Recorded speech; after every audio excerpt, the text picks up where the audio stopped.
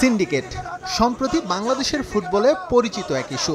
সমর্থকদের অভিযোগ, এই সিন্ডিকেটের জন্যই কাঙ্ক্ষিত সফলতা পাচ্ছে না লাল সবুজ। বিষয়টা তারা এতটাই সিরিয়াসলি নিয়েছিল যে রাজপথে আন্দোলন করতেও পিছপা হননি।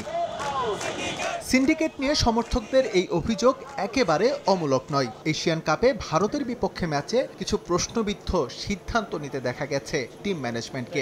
এমনকি ম্যাচ চলাকালীন যেসব সাবস্টিটিউট করা হয়েছে সেসব নিয়েও প্রশ্ন তোলা যায় অনায়াসে, যে বিষয়গুলো দৃষ্টি এড়ায়নি বাফুফে সভাপতিরও। কিছু অভিযোগ অফকোর্স আসে ডিসক্রিমিনেশনের ব্যাপারে।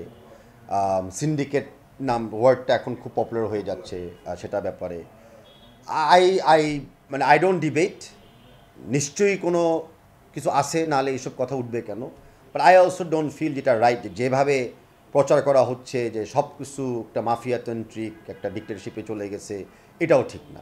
দেশের স্বার্থ সবার আগে। ব্যক্তি স্বার্থ চরিতার্থ করতে গিয়ে কোনো অনৈতিক সুবিধা নিতে গেলেই তার নেতিবাচক প্রভাব অনিবার্য, যা ছাড় দেওয়ার প্রশ্নই আসে না।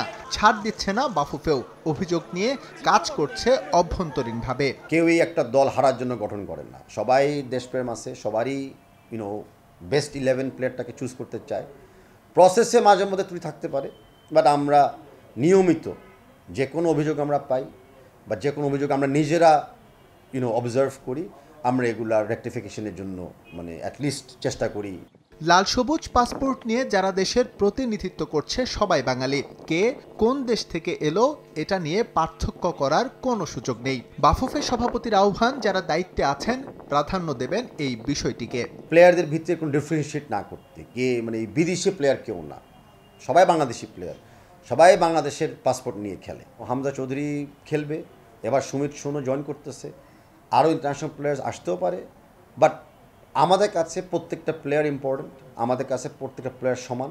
বহু বছর পর আবারও সুবাতাস বইতে শুরু করেছে দেশের ফুটবলে। এটা ধরে রাখার দায়িত্ব নিতে হবে ফুটবল ফেডারেশনকেই। কোনো অন্যায় উপেক্ষা বা প্রশ্রয় দিলে হতে পারে সর্বনাশ। তার মানে না যে আমরা পাবলিকলি কাউকে। এস এম ইকবাল, সময় সংবাদ, ঢাকা।